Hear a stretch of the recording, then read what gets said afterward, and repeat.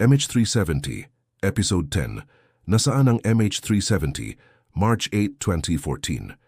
Isang Boeing 777 ang lumipad mula Kuala Lumpur patungong Beijing.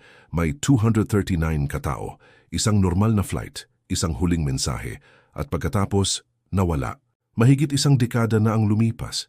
May radar, may satellite signals, may mga piraso ng aircraft na natagpuan sa iba't ibang baybayin, pero ang pinakamahalagang ebidensya ay hindi pa rin natatagpuan.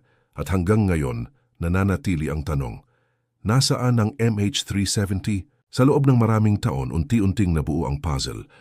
Una, ang aircraft ay nawala sa civilian radar. Pagkatapos, lumitaw ang evidence na nagbago ito ng direksyon. May satellite handshakes na nagpatuloy.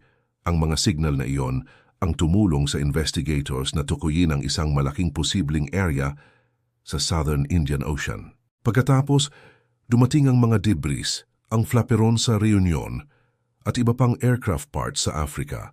Ang mga debris na ito ay nagbigay ng physical evidence pero hindi pa rin sapat para matukoy ang eksaktong lokasyon.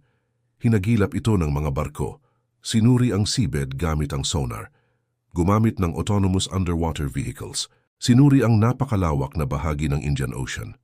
Mahigit 120,000 square kilometers ng seabed ang na-search pero walang Boeing 777, walang flight recorder, walang cockpit voice recorder, at walang kumpletong wreckage.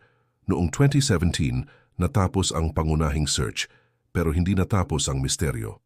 At dito nagkaroon ng bagong kabanata. Noong 2025, muling nagkaroon ng underwater search operation sa isang bagong targeted area. Nagpatuloy ito hanggang January 2026. Ngunit wala pa ring natuklasang ebidensyang makakapagkumpirma sa lokasyon ng wreckage. Noong June 2026, inaprubahan ng Malaysia ang extension ng agreement kasama ang Ocean Infinity. May natitira pang 7,428 square kilometers at ang kontrata ay nananatili sa prinsipyo ng no find, no fee. Kung matagpuan naman ang aircraft, may nakatakdang success fee na $70 million. Kaya matapos ang lahat ng ito, ano ang alam natin?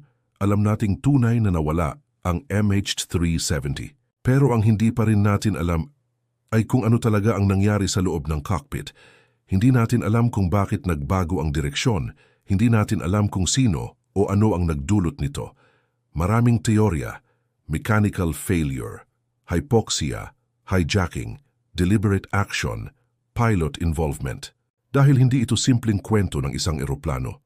Ito ay kwento ng 239 taong naghihintay ng sagot.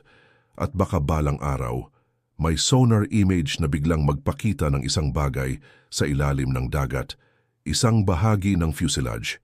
Nasaan ang MH370? Ito ang tinig ng kasaysayan. Sa bawat misteryo, may isang katotohanang naghihintay.